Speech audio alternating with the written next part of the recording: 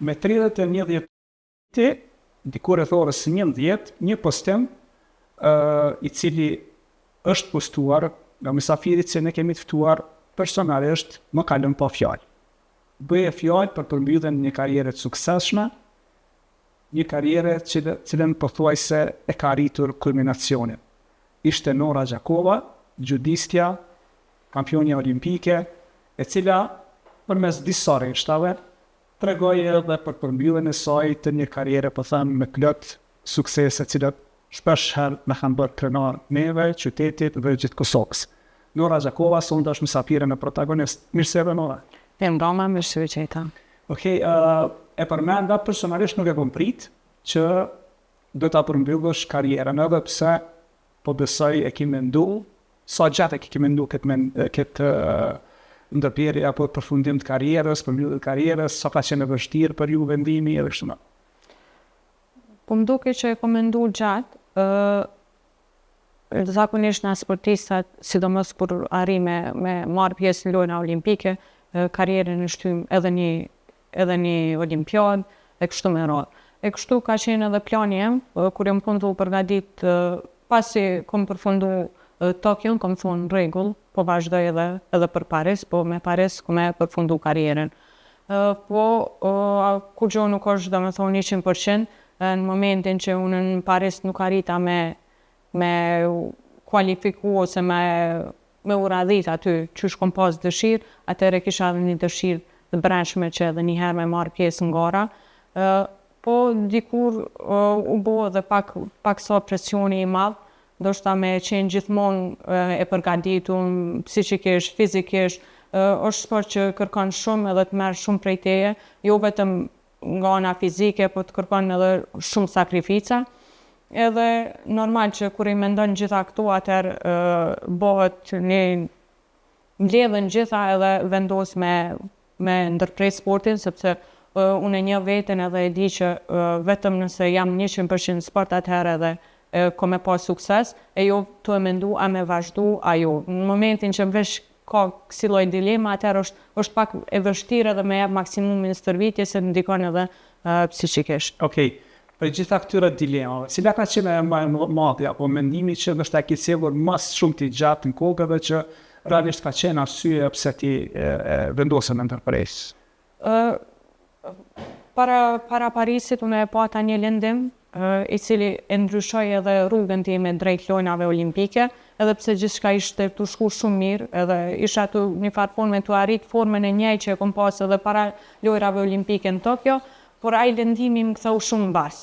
Më ktheu shumë mbas edhe nuk pata ku me mendu as pak. O duh me njëherë me vendos, apo du me vazhdu me u përgatit për lojna olimpike në Paris, a me ndërprej krejt, edhe krejt gjatë asaj periudhe, 5-6 muaj, sa kanë qenë, unë do me thonë nuk jo marrë me veten në atë mënyrë që me fol, me kuptu se çka po ndodh rreth meje, po është dashur me u përgatit 100% për lojra olimpike në Paris. Edhe krejt kjo, kur përfundon garat, krejt kjo pasoj vjen vend vetë edhe fillon me indi sa ki pas nevoj dhe sa je kon e ngarkume psiqikisht. Ma tepër se sa edhe fizikisht. Okej, e di që për Majlindën, kur e ka përmbyll karrierën, trenerit dritonit Toni Kukës, themi ka rasi befasi, sepse ajo një farë forme përmes një mesazhi, mëson kujtohet që ka tregu Toni, edhe ja ka kumtu lajmin se ka vendosur në përmbyll karrierën apo me ndalu së ushtruari. Au dakordut me Toni fillimisht, apo çysh ja kumtove lajmin që ti ke vendosur me përmbyll karrierën në gjithë? Këtë lajm, po më duket i kom thonë mbas garës fundi që e kom pas në Paris, e përfundova atë garë dhe një farë formë më jepi një lloj kënaqësie që përsëri arrita me fitu një garë, me fitu me një garë të madhe. E mbas asaj mbajtem edhe një lloj përgatitje, por nuk ishte që më jep mo kënaqësi edhe nuk e ndisha të nevojshme me vazhdu, sepse isha e përmbushur. Kisha vazhdu, jo mundu shumë për lojna olimpike në Paris, nuk arrita me fitu, por prapë disha që e kom jap maksimumin. Kurse ajo gara tjetër në Paris më jepi një lloj kënaqësi edhe nuk e kom pa të nevojshme që me vazhdu edhe me sakrifiku aq shumë për matutje. Ato kohë familja, akili, çka thanë për vendimin që e morë? Normal që familjes i ka ra pak a shumë befasi, nuk është që e kom diskutu, o vështirë me i diskutu këto sende me familjarë, sepse askush nuk nje ma mirë se unë vetën. Pak a shumë fillimisht e kom diskutu me Tonin, më ka thonë me mendu edhe pak, po prapë se prapë ka qenë vendimi e. Cila është ajo ndjenë sot që ki splështa si një ish sportiste dhe po besoj tani si një trajnere e judës? Ndjehem e përmbushëm, unë kom marrë pjesë në 3 lojna olimpike, nuk është lehtë me qëndru atë gjatë në sport, edhe do me thonë majet sportit. Kom marrë gjitha medaljet e mundshme, medalje evropiane, botërore, në lojna olimpike e artë, kështu që kjo është ëndra e çdo sportisti, me arrit gjitha këto medalje, me të vërtet është diçka ndoshta që para disa viteve kemi pasit pa mundur. Okej, isha kthy tek Tokyo, sepse aty ka qenë ai shpërthimi i madh i Norës. A e mban mend mendimin e fundit para finales olimpike, çka të ka kujtu, apo cilat kanë qenë ato sekondat e fundit para se me hy në garko dhe pitove titullve? Ndoshta është kohë e gjatë, mirë po besoj momentet e mira dhe mbohen me.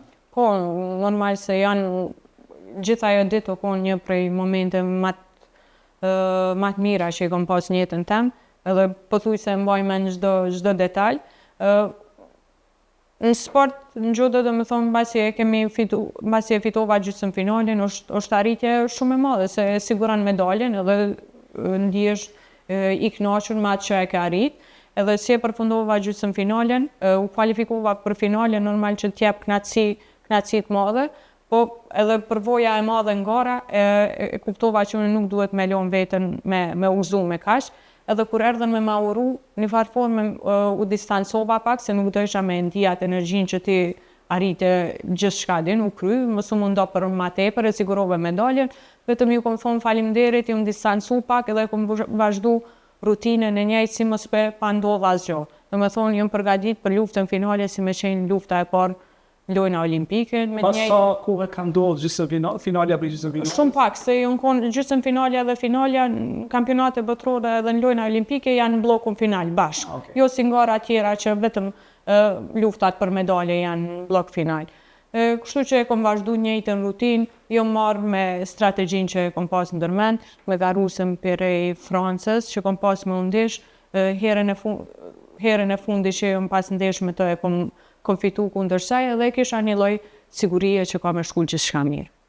Okej, a ki flejt një natë para gjysmë finale, sepse e di që distria thot si kom pas as 2 orë gjën, atë natë për shkak të rifalloj presioni, stresit, gjanave tjera që është normale ti ndish në një garë ashtë madhe, ashtë rëndësishme. Kom flajt, po normal që gjumi nuk ka i njëjtë si çdo ditë tjetër, gjithmonë jetu e mendu çdo lloj mundësie, çdo lloj opsioni, kështu që jo, gjumi nuk mundet me qenë i rahatshëm, po o me rëndësi me kuptu që kjo i ndodh çdo sportistit edhe mos më ndiku pikë kësaj. Unë atë ditë isha konë gjendje ndoshta edhe njëjtë sikur se distria, dhe me 2 orë gjë unë prapë me jap më të mirën, sepse jam përgatitur për atë ditë, kështu që çka do që ndodhte unë jam konë e gatshme me vazhdu, jo me lënë me ndiku. Dhe momentin kur e fitove medaljen e artë, a e kuptove që e ndryshove në një farë forme historinë e Kosovës në aspektin e sportit, në aspektin e judës, çfarë të kujtu në ato momente kur ti veç e arriti kulminacionin? Nuk e di, o konë moment shumë i madh për mu, me fitu medaljen e artë olimpike, moment shumë krenar, gjëja e parë që më ka shku në mend është sa krenare jam që arrita me u bo kampione olimpike dhe gjitha sakrificat në moment më doken asgjë. Shumë e kënaqur edhe shumë e befasume, po në një farë forme e kënaqshme që çdo punë, çdo sakrifis mu ka shpërbly edhe që ja ka vlejt gjithçka, sepse nuk është lehtë me sakrifisku, pothuajse një jetë tërë, krejt rinin, edhe mos me ditë a keme fitua ju. Në momentin që fiton, atëherë din që gjithçka që ke bo ka qenë në rregull edhe ja ka vlejt. Okej, çfarë ndodh me një sportiste kur e arrin kulminacionin e që ndoshta sportistat e tjerë e shohin ëndër këtë moment? Çfarë ndodh apo cila është ajo ndjenjë me arrit kulminacionin karrierë? Është ndjenjë shumë e mirë, ndjesh domethënë si m'duket që është ndjenja që t'jep është që gjithmonë je i përmbushur. Çka do që ndodh, një farë forme je i përmbushur. Aq sa është pozitive, është edhe negative sepse e kërkon këtë gjë gjithçka tjetër që e vazhdon matutje. Nuk është lehtë rrugën që e zgjedh matutje me t'jep njëjtën kënaqësi, sepse është sport në cilin kërkohet shumë edhe ndihesh ma i vlefshëm se në gjithçka tjetër që ke me bo. Edhe ka me qenë vështirë me gjetë njëjtën rrugë. Po prap lojrat olimpike duhet jenë caku i ndonjë sportistit, por pavarësisht kësaj kemi kampionate evropiane, botërore, çdo sukses në arenën ndërkombëtare është i madh. Janë pak sportista që prekin lojrat olimpike, por çdo sukses edhe më i vogël është sukses, pavarësisht medaljes olimpike. Okej, cili është potenciali i gjodistëve të rinj, meqense tash janë angazhuar si trener apo? Po. A ka potencial brenda Iponit, brenda klubit juaj edhe kush mendon do të jenë përfaqësuesit e Iponit në lojrat tashme olimpike? Ata që dëshirojnë më shumë ti me punu. Na e kemi kriju një sistem që ka tregu që dim me sjell sportista edhe me kriju sportista të nivelit lartë. Me të njëjtin sistem punojnë sikurse ata, sikurse na që kemi punu. Kështu që kjo mbetet se sa dëshirojnë ata me u përkushtu sportit, sa janë gjendje me sakrifiku, sepse nuk duhet harrojmë që na jemi nga Kosova, duhet punojnë shumë më tepër se sa sportistë tjerë. Na nuk jemi të rrethuar prej një ekipi të madh, na e kemi trajnerin, aty këtu ndonjë ndihmë të vogël, ndonjë fizioterapeuti, doktori, por aq, domethënë shumë sende tjera na duhet më u përball vet. Kjo ndoshta nganjëherë edhe ngadalson suksesin. Kështu që duhet me punu shumë më tepër se sa gjithë sportistat tjerë që i kanë çdo gjë rreth vetit. Okej, përjetimi apo më mirë them rrafimi i Majrindis, i cili tashmë është bërë publik, sfidat, krizat cilat ka kaluar, kanë qenë një farë lloj reflektimi edhe për sportistë të tjerë, që okej, edhe nëse jenë kulminacion, kjo ndodh, mundet me ndodh secilit sepse është diçka e natyrshme që edhe shkenca, edhe mjekësia, këtë rast e ka vërtetuar që po, është diçka normale që mundet me ndodh. A ke kaluar diçka të ngjashme në karrierë gjatë këtyre viteve, sa ushtron potencialisht në gjurve që kesh në një krizë, ankthit, stresit, gjana të tjera, depresionit që përthuaj se sot janë shumë normale tek shumica, tek një pjesë e konsiderueshme, mos thënë shumica e trive, veçanërisht sportistëve. Normal, me qëndru ka gjatë në sport edhe mos me pas probleme tilla është e pamundur. Jam përballë me shumë lëndime, kom pas 3-4 operacione, edhe dihet që pas çdo operacioni secili krijon dyshimet e vetvetja. Po m'duket kjo rruga tu e ndjek gjithkohën tu i qit vetit cake më të nalta, nuk lën më u ndalë edhe me mendu se çka po ndodh rreth teje. Kështu që na jem mësuar me ushtru, me jetu në kësi lloj ambienti me presion të lartë edhe nuk e dallojmë se çka ndodh rreth neve. Edhe kjo në një farë forme na ka mësuar edhe me i shef ato çka po ndodh edhe mos me i pranu. Tek ma vonë e kupton se sa i fort ke qenë ose sa e vështirë ka qenë ndonjë sfidë që e ke kaluar, ndoshta atëherë tu ka dogë që është asgjë. Unë momentet më të vështira i kom pas mbas lojrave olimpike, se cilën herë kur ka përfunduar një cikël i lojrave olimpike kom pas shumë vështirë me rifillu prapë. Pavarësisht a kom fitu, a kom hup, kjo ka qenë ndoshta prej momente më të vështira. Njëjtë edhe pas çdo gare të madhe. Kemi pas shumë pak kohë me u ndal, me pushu, ose edhe me festu një farë formë me atë fitoren që e ke arrit. Shpesh herë ka ndodhur që kom fitu ndonjë Grand Slam, jemi kthy pe gares, me herë nesri na ka shënuar mesazh keni stërvitje në ora 6 mëngjesit. Edhe normal që kjo ndikon shumë sepse prej fitores nuk po arrin as me e gëzuat atë fitore që arrite, me herë duhesh me u përgatit si që kesh me vazhdu stërvitjen 6, sikurse mos me pas ndodh asgjë. E këto janë momentet vështira që jem duhet me u përballë me to në mënyrë që me vazhdu aty. Kur e keni dëgju historinë e Majlindës në atë çfarë ka kalu, ajni ndalë edhe me mendu që ka dalë se edhe unë kom pas një periudhë të tillë, ndoshta jo të ngjajshme mirë, po të nivelit për afër të matë çfarë ka kaluar Majlinda, sepse edhe Toni kur ka qenë në studio ka thonë që okay, basi që i ka ndodhur Majlindës, edhe unë kam reflektuar sepse kam ka evolutu dhe kam pa që okay, pas ka mundësi mi ndodhë dhe sukses kur arrit mi ndodhë dikujna. A ke mendu dhe ti që okay, kam pas momente tilla që ndoshta jo mundu mi të i kalu pikrisht ashtu që shta me punë, me vazhdim sukseseve, me stërvitje, me pregaditje dhe kështu me radhë. Po, thash, gjithmonë këto të lison edhe eksperienca, ndoshta ajo që më ka ndodhur në lojnat e para olimpike u kam mësu shumë prej tyre, kretat eksperiencë, jo veç në sport, edhe jashtë saj, domethënë nanim psiqike, mësohesh me menaxhu. Duhesh me u përball vet për me ditë me menaxhu. Mundet me thonë, edhe unë muj me ja tregu që tash gjithkujt eksperienca që i kom pas lëndimet, po është e kotë. Askush nuk e ndin atë pa u përball vet me ta. Kështu që derisa një sportisti, një njeri përballet vetë me ato sfida, nuk ka me të kuptu. Mundet me dëgju, po është krejt më ndryshe kur i vjen radha dhe ka mu përball vetë me ato sfida. Kështu që ja lojmë gjithve me secili sportist ka me kalu në këto faza. Ndoshta ka me ardhur deri në atë pikë që lidhet ndonjëherë me rrëfimin tem të Majlindës apo secilit edhe atëherë është më i hapur për me fol.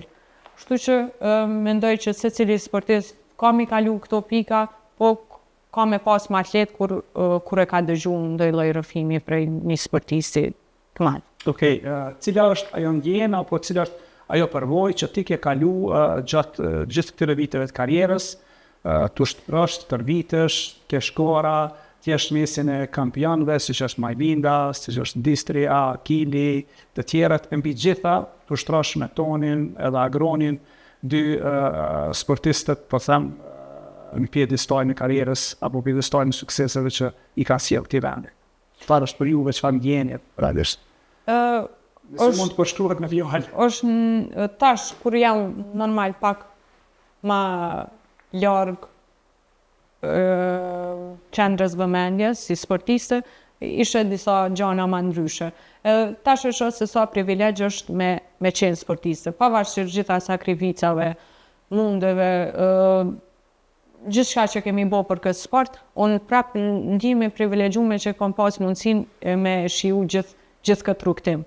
Nuk e kisha hek asnjë sfidë që kam pas asgjë prej gjithë këtij rrugtimi. Secila më ka mësu diçka edhe më ka mësu me u përball me sfidën tjetër.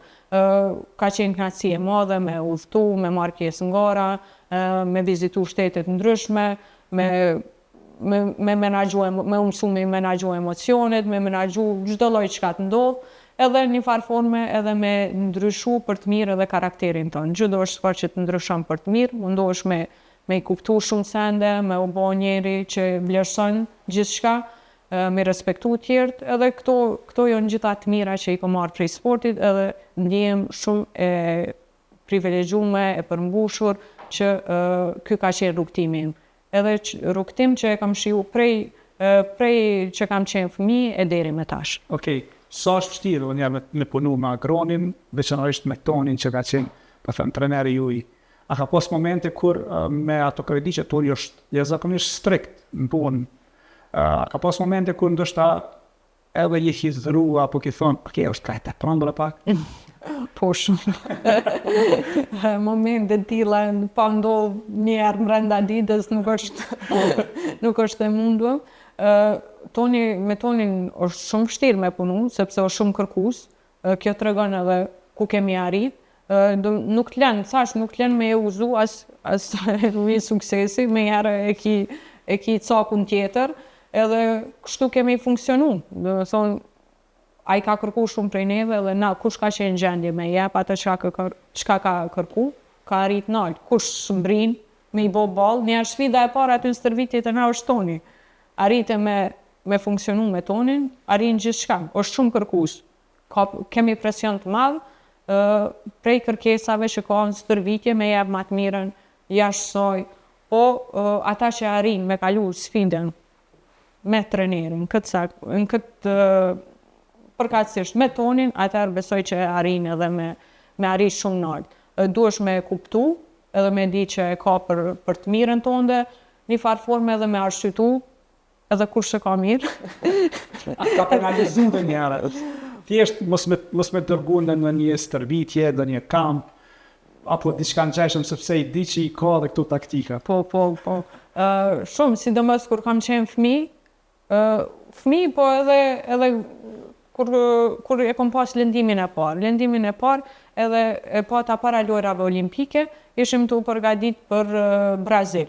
Kualifikime vetëm une të kualifikume, kemi qenë veç unë edhe Majlinda, edhe unë isha e lëndume. Shumë prej ushtrimeve nuk kom mujt me i bo, edhe shpesh do me thonë më ka përzu prej stërvitjes, pse unë s'po mujt me bo. Thësha, po gjej diçka një ushtrim tjetër, do me thonë as nuk doj ke me pranu, që unë jo me lëndume dhe nuk po mujt me bo, qka i po kërkon, sa që ka thonë jo, del prej stërvitjes. Do me thonë këto tregon që sa vështirë është me u përballë me to, na nuk kishim një fizioterapeut, një mjek që tregon, po që në rregull, kjo është nuk po mundet me bo këtë ushtrim, gjej diçka tjetër. Ka pas kësi rast edhe nuk e pas zgjidhje tjetër. Kështu që mësohesh me funksionu, herën tjetër kërkon zgjidhje tjetër. A është vështirë me të i kalu në aspektin psiqik lëndimet, sepse shpeshherë për shumicën e studentistave një lëndim mund të konsideru si një diçka po them fatale për sportin edhe me heqë do ndoshta prej karrierës. A ke pas momente të tilla? Po, thash prej lëndimit parë, ndoshta kam lëndu ligamentin kryqëzor. Po ligamenti është kryesisht ai që. Po, shpesh të tena sidomos në sportin e judës, edhe një muj e gjysmë nuk kam bë veç lëvizjet mobiliteti, gjunit, do me thonë as lëvizjet forcës, as gjë se nuk kam qenë ndjeni se çfarë lëndimi kam. Nuk ish në gjendje as me më tregu dikush çfarë ushtrime duhet me bo, çka me bo, dhe ka qenë sfidë shumë e madhe.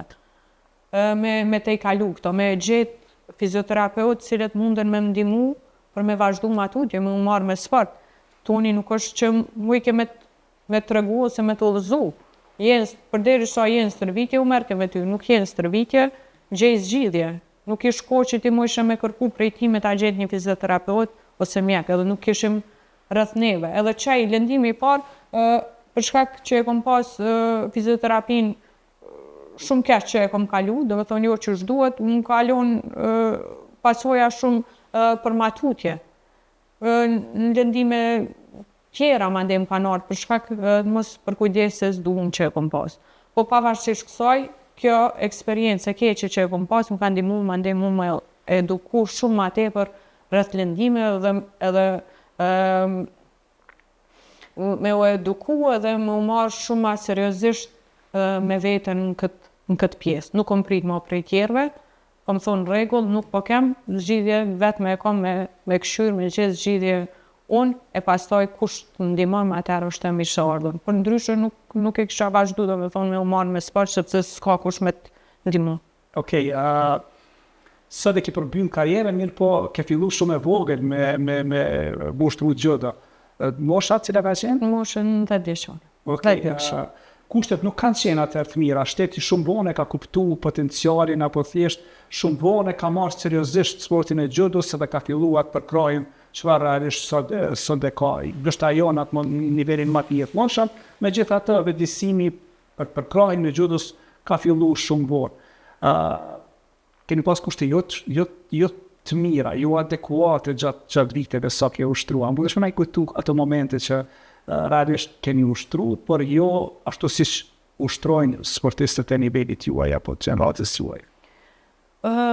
Po, e vërtet, kemi pas kushte që sportistat e tjerë, do me thonë me ardhë me ushtru aty me pas se që ushtrojnë na ishim befasu dhe shpesh ka ndodhë, kur jonë këthyn vendet të tyre prej vendit tanë, jonë di shumë motivun, kanë thonë që na pe kemi krejt dhe nuk po munde me arrit, po fati jonë ka qenë që e kemi pas tonin, na ka ofru sallën, nxemjen as sa ka mujt, se gjithmonë nuk kom kjo problemi i madh me nxemjen në klubin tonë, edhe nuk na kalon me u anku as pak. Na e kemi pas një sallë vogël, po ai gjithmonë e ka kthyer në diçka pozitive. Ka thonë ju jeni me fat që e keni këtë sallë, se në kohën time na e mdu çdo ditë me i shtru dyshek, nuk e kemi pas sallën 24 orë që keni ju. Kështu që na e kemi vlerësu gjithçka që e kemi pas. Asnjëherë nuk kemi manku, pavarësisht kushteve që i kemi pas. Njëjtë me nxemje jemi gëzu që e kemi aty një shkoret me dru, edhe pse veç toni e shfrytëzoj sa i rike afër na larg edhe u dufke çdo ditë me shku mja ndez shkoretin, edhe shpesh ka ndodhur nëse thojke ndezën dikush prej juve, na nuk u merrshim vesh në momentin që veke stërvitje, nëse nuk ishin ndezëm, atëherë u dufke me vrapu mbreng disa herë, kështu që kemi pas shumë dënime për shkak të shkoretit. Okej, cilat janë sakrificat që ki kalu si sportiste, e që ndështë publiku apo bashkëmoshatorët e tuaj nuk mundem një marrë me me? Thash, sfida që i ka kalu çdo sportist, prej lëndimeve, prej përfaqësimit Kosovës, unë e kom fillu karierën të e përfaqësu Shqipërinë. Në garat e para e kemi përfaqësu Shqipërinë, sepse nuk na u ka leju si Kosovë. Kur kemi qenë kadet, dhe në shumë gara kemi marrë medalje, më pas, kur na u lejun një farë forme u lejun simbolet, fillu me përfaqësu federatën botërore, mandena me u duf një kohë e gjatë për me përfaqësu Kosovën. Kështu që gjithmonë nuk e kemi ditë apo shkojmë me një garë, a nuk po shkojmë. Nëse shkojshim në garë, apo na lojmë me marrë pjesë, apo na jepin vizat, do me thonë sfida tilla për te sportit. Okej, si vajzë e re jashtë sportit, a ke pas sakrifica tilla, për shembull, diçka që ti s'ki pas mundësi me bua bashkëmoshatorët e tuaja e kanë bërë? Në aspektin personal, jeta natës, gjithçka tjetër çfarë po them e kanë bërë bashkëmoshatorët? Do me thonë gjithçka që kanë bërë bashkëmoshatorët e unë nuk kanë bërë. E kemi pas prej shkollës kur e përfundojshim sidomos gjimnazin, i kemi pas 2 rrugë, një rrugë që shkojshin krejt shkolla kur përfundojke, krejt nxënës të shkollës, edhe o konë një rrugë e vogël për me shku te salla e gjutës ku shtrojnë. Edhe çdo herë, çdo ditë e mbaj mend mbas shkollës kur e kryshim krejt, do me thonë krejt shoqëria, rrugën ku e përshilshin krejt, e unë u dufsha me shku në stërvitje. Nuk ka qenë e lehtë me u ndapi shoqënisë edhe me zgjidh gjithmonë rrugën e vetme ku jam konë. Gjithçka tjetër, do të thonë asnjëherë nuk kam pas mundësi me kalu kohë me shoqëni edhe me bëu sende çka ata bojnë, me jetu një jetë normale. Gjithmonë më ka dukur që jeta që jetoj unë është komplet me një botë tjetër. Po derisa e kom pranu këta, ka qenë shumë e vështirë, derisa e pranon këto edhe nuk je 100% stërvitje, ki gjithmonë me dyshje, pse unë mos me mujt me bo këta, e duhet me zgjedh këta, pse mos me qenë si gjithë tjerët, pse unë ma ndryshe, po në momentin që e kupton edhe e pranon që po dën me zgjedh këtë rrugë, atëherë gjithçka bëhet më e lehtë. Vendimet tona gjithmonë të parat janë mendjen tonë, në momentin që i marrim, atëherë gjithçka bëhet më e lehtë. Që mosh ke kuptu që, okej, jeta natës nuk është ajo çfarë unë mund ta bëj, apo thjesht nuk është pjesë e karakterit tem, sepse profesioni këtë rast që ti ke zgjedhur si gjutiste nuk ta leja. Nuk kam pas kur jetë natës, nuk është që kom dalë ndonjëherë, kështu që diçka që nuk është pjesë e jetës tem nuk muj me fol për to. Gjithmonë prej që kom filluar. Pas rast kur kanë thirrë shoqët edhe atë kanë thirrë dhe shoqët për se këtyre ditë jetën që është zhvilluar të kanë thirrë. Jo, mbasi kur e morëm në vesh, do të thonë që unë po shoqëria normale, kur e morëm në vesh që unë asnjëherë nuk po shkoj në çfarëdo mbledhje apo kudo që shkojshin ato, atë normal që edhe distancohen. Po mësohesh me këtë lloj jete, thashë kam pranu edhe nuk ka pas ndonjë efekt tonë. E kom ditë që kjo është rruga që unë po zgjedhej edhe pavarësisht që duk me sakrifiku shoqërinë, unë kom qenë në gjendje me bo këta. Kështu që çdo ka qenë prej momentit, prej moshës 10 vjeçare që kom zgjedhur, unë jam marr krejt këto vite japëm sportin çudës. Okej, Nora, çfarë tipi je përgjithësi? Në ekran dukesh tipi qetë, në intervistë po më dukesh kogja dinamike, kogja shkaftë, në përzigje. Çfarë tipi, qysh njeh shoqënia, familja, qysh e njeh vetveten, si një Nor jashtë petku gjudës? Nuk e di, jam mix ma tepër serioze, po më duket, jam ma tepër, më pëlqen me qenë e përgjithshme, edhe sporti më ka bërë tillë, ma familjare, edhe me shoqëri kaloj kohë mirë, besoj që e përshtatshme me këndo që ri, domethënë kaloj mirë. Nuk kam diçka që më pengon të njerëz, kam dëshirë me i dëgju historinë e secilit, edhe jam empatike, kështu. Okej, është vërtet që ata që merren me sporte, po mendoj luftarake, janë më nxaktoftë. Thjesht në raport me shumë gjana dhe të bojnë ndoshta s'po di. Më stëm agresiv, po më thjesht më tërhekun edhe më aspektet tjera që... Po, se mësohesh me i menaxhu emocione, do me thonë nuk reagon doj gjithë shkafi që ndodh, mundohesh me i kuptu edhe një farë forme edhe i arsyeton çka do që ndodh rreth teje ose çka do që njerëzve ju ndodh, njerëz flasin me ty, kështu që mundona me qëndru ose me reagu ndaj situatave të ndryshme, me kuptu çka do që ndodh të njerëzit. Okej, nuk e kom pyet asnjëherë asnjë gjudist, asnjë sportist, atë ndodh që shkasitë tuaja gjudistës me shfrytëzu në një situatë caktuar. Jo, se kjo kon rregull i parë që kemi pas kur kom hyrë në stërvitje, bashkë me Akilin kur kemi fillu, rregulli i parë që ka thonë Toni, ka thonë këtu nuk lejohet me kush është në stërvitje nuk lejohet me i përdor, domethënë judon jashtë tatamit.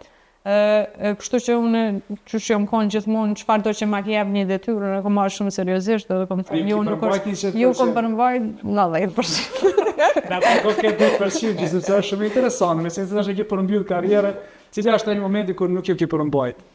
Është dash patjetër me shfrytëzu sepse kur jam konë në shkollë fillore, po jam konë do ndjem klasë dhe zakonisht provokoheshin. Nuk e pranojshin që një vajzë femën po merret me sportin e judës. Edhe kom pas shumë provokime të tilla, sidomos në atë kohë që është shumë befasini një vajzë me u marrë me sportin e judës edhe krejt kohën të provoku, atëherë tha hajde pe e bojmë një ndeshje. Këtu në klasë, edhe e di që çka ndodhi? Ndodhi, u kape me urzu. Jo diçka, do me thonë, jo me ure, me urzu gjithë, po erdhë arshimtjarja edhe në përprejti. Okej, si do doje të kujtoj Nora Gjakova në historinë e sportit? Sot, pas gjitha asaj që ke kalu, që ke qef me të kujtu njerëzit? Si një vaj që ka ri gjithçka në sport, ka sakrifiku shumë, edhe që e ka shiu gjithë këtë rrugtimin që e ka fos. Api trajton ashtu siç duhet Kosova sportistët e nivelit tënd edhe nivelit, po them, ndërkombëtar, arritjeve ndërkombëtare, ashtu i trajtuar ashtu siç duhet edhe cila kishte më qenë ndoshta një lloj mesazhi që ti kishe jap sepse është shumë e domosdoshme për kraja institucionale për një sportist nivelit tillë sepse shpenzimet janë të mëdha, pa për krajën e shtetit është pothuajse e pamundur. Kohëve të fundit për kraja është shumë e madhe, mendoj krahasim sidomos me kohën kur na e kemi fillu sportin ose kur i kemi pas edhe rezultatet e para që edhe pse kanë qenë rezultate mëdha na nuk kem pas për kraje, kurse tash gjithçka është rregulluar me ligj, kanë mundësi prej nivelit ma të oltë dhe ma të nartë me u përkra prej shtetit, federatat përkrahen, normal që përkraja asnjëherë nuk është në ballë, po duhet edhe sportistët sportet e tjera me punu ma tepër, me ngrit nivelin, po më duket që ky niveli i lartë momentalisht është veç në sportin e judës, njëjtën përkraje kanë edhe federata tjera, kështu që duhet me punu ma tepër edhe me ngrit sportist. Kemi dëshirë me pas konkurencë edhe prej sporteve tjera edhe me pa që shteti unë mundet me kriju sportist edhe sporte tjera, jo veç në sportin e judës. Okej, e ki mbyll zyrtarisht një kapitull, a e ki hap zyrtarisht kapitullin tjetër? po vazhdoj si trajnere, është ndoshta profesioni ma natyral që mundet me jarë një sportisti mbasi e përfundon karrieren. Kom vendos me vazhdu këtë karrieren pasi si sportiste me vazhdu si trajnere, po e shikoj, nuk është që po ngutëm. Kjo është edhe diçka që po e bëj derisa vendosi 100%. Nuk du me mbet jashtë sportit, po njëjtën kohë kjo më ndihmon edhe me reflektu se a është profesioni që du me vazhdu. Okej, jeta private. A ke mendu për jetë private? Tash, pikërisht tash, masi veç e ki përmbyll atë profesionalin si sportiste aktive, jeta private, krimi familjes, gjanave tjera. A në shkon me një sportisti të elitar, sigur se ti që e ki arritat kombinacion? Po normal, dëshira ime është që një ditë me kriju familje, kur nuk e di, nuk kam dëshirë me i shty sendet ose me u bo kërkuse ndaj këtyre sendeve, besoj që duhet me ardhë si diçka natyrale. Tash kam kohë ma të lirë, ndoshta edhe me shiu gjithë këtë suksesin që e kom pas, edhe kjo një farë forme edhe ka me reflektu edhe në personalitetin tem, edhe ka me ndihmu me i vu vetit edhe cake tjera, edhe cake tjera përveç sportit. Okej, a je duke ndjek hapat e tonit, a je qatë strikte, shkikuse si kurse tonit tash si trajnere? Jam strikte, nuk është që aty kje tepër mundësi me tregu vete një farë punë kur tuni është prezent, sepse ai merret me menaxhimin e stërvitjes, po kur nuk është ai, jam strikte, por pak ma tepër e kuptueshme, kam thonë edhe në intervista tjera, ma tepër e kuptueshme, ndoshta edhe për shkak të atyre që më ka ndodhur mua, sa kam qenë sportiste, kështu që shumë sende mundona me arshtu edhe me undi pak ma e ofert me sportistët. Normal që e dalloj kush dëshiron me të vërtet me arrit diçka, dallohet stërvitje, edhe pse kom pak kohë, po prapë kur je jashtë isha më mirë. Okej, Nora, që shishe të rritë sëndë, përgjithësi, jo veç ata që merren me sport, por përgjithësi rinë, sakme, bashkëmoshatarët e tu, cili është ai, po them, këndvështrimi juaj për jetën cilën ata sot e kanë zgjedhur ta kalojnë, ta krijojnë, thjesht ta jetojnë ashtu që shpo jetojnë nga këndvështrimi juaj cili është. Po kemi rini të ndryshme, me ambicje të ndryshme. Rinia jonë ju nevojitet me pas mentor të mirë. Një mentor i mirë mundet me të çu nalt, si në rastin tonë, na e kemi pas tonin mentor që një jetë si në sport, edhe kjo e ka tregu që sa lartë mund me shku. Kanë kalu shumë vjetë prej pas luftës, edhe besoj që tash kanë modelet ndryshme që rinia mundet me zgjedh se cilën rrugë me shku, po besoj shumë që mentorët e mirë i ngritin lartë. Na jemi njëjtë, do me thonë, si unë, si Majlinda, si Distria, si Akili, si gjithë, do me thonë, jemi njëjtë njerëz, vim prej Kosovës, suksesi jonë është ardhur prej këtij vendi, prej Kosovës, prej Pesë, një qyteti të vogël. Kjo tregon se gjithë me një mentor të mirë, me përkushtim, me sakrifica munden me shku lartë. Okej, shumica e trive sot normalisht që telefoni më nuk është luks, këtu me dëshmëri mirë, por shfrytëzimi i tij shpesh herë te kalon ato kornizat për çfarë do është kriju, veçanërisht në raport me rrjetet sociale, sot edhe TikToku, ku një i ri është në gjendje pothuajse me bëhet gjithçka vetëm për me qenë viral. Ai përcjell këto trende, a pengojnë këto trende sepse di që derivojnë të asaj të sociale s'ki pas. Po, e vërtet. Nuk e di, është zgjidhja e secilit. Nuk është që mundesh me ndiku shumë të asnjëri. Prej që jam fëmijë, po ju japim telefonat edhe po i ekspozojmë me telefona, kështu që problemi gjithmonë është prej prindve, e matutje, prej njerëzve që i rrethon, përderisa gjithë rrinë me telefona nuk mundë me prit prej tjerëve mos me ndajnë. Kështu që kjo diçka që e gjithë shoqëria, jo veç të na, po në çdo vend votës po e ka problem. Njerëz duhen me reflektu spori me vetveten, edhe me po zgjedhjen, a dëshirojnë me ndajnë telefon ose me punu diçka tjetër. A është vështirë me qenë parjeve sociale, me qenë se ki kalu këtë periudhë deri ndoshta para një viti, 2. Po, kam qenë pa rrjetet sociale në emrin temin, po nuk është që nuk muj me thonë që nuk kom pas qasje në rrjetet sociale, është, do me thonë, është gënjeshtër me thonë që me jetu në këtë shekull, me thonë nuk kom këqyr kur rrjetet sociale, pavarësisht se nuk kanë qenë në emrin tem. A e ka ditë Toni që i ki rrjetet sociale, po jo me mbishkrimi Nora? Me siguri, ndoshta e ka ditë, e ka prit, nuk është diçka, po nuk lu në rol, përderisa nuk është në emrin tonë, është ma ndryshe. Po prapë se prapë jetë gjithmonë në ngjarjen. Okej, edhe një pyetje që është pak a rumërosare, cila ka qenë rutina jote e ushqimit? A ka qenë e vështirë me mbajt atë jetën, cila realisht ka qenë, po them me domosdoshme për sportin, cilin ti e ke zhvilluar?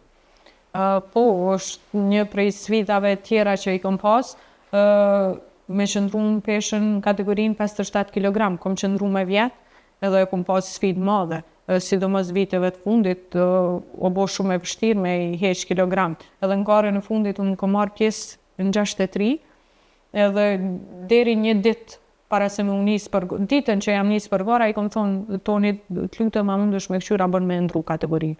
Dhe më thonë, hera parë pas sa viteve, unë i kom thonë që përdu me ndru kategorinë, se e kom pa që nuk po muj mo me vazhdu.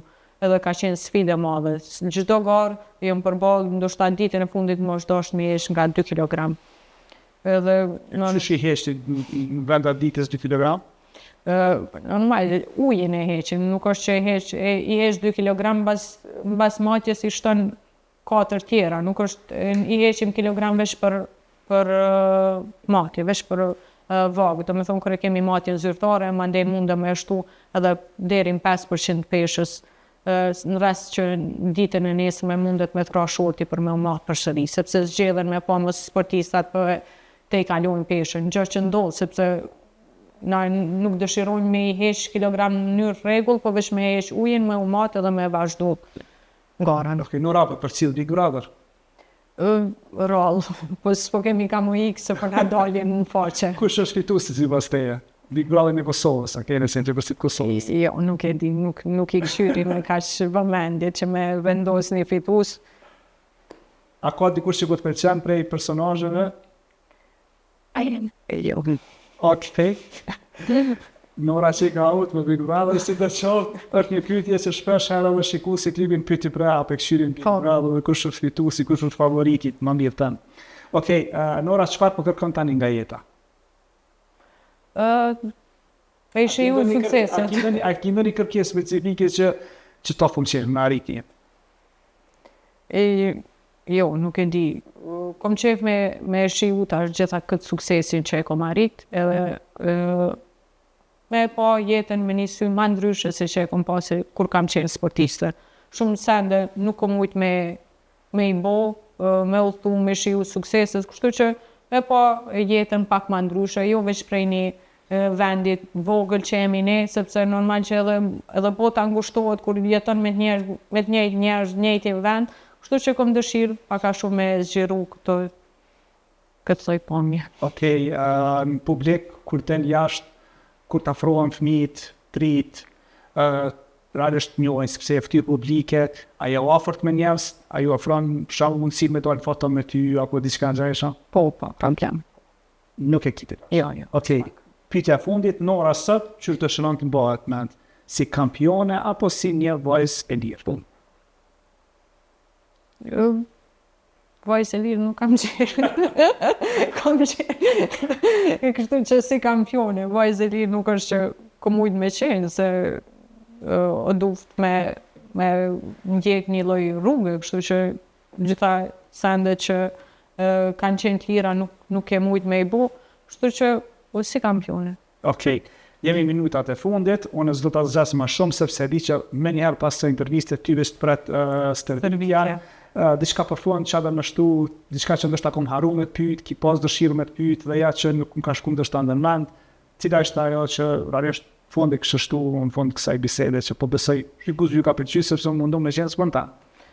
Kurgjo, vetëm faleminderit për intervistën, për ftesën, ishte kënaqësi me bë këtë intervistë me ty.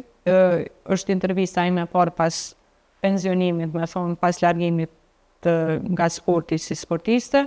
Më vjen mirë që e bona me ty, ke qenë një ndër gazetar që na ka përcjell prej kur kemi qenë vegjël, kështu që është kënaqësi me nda gjitha këto sakrifisa, gjithë këtë përjetim me dikon që ka qenë pjesë e jone.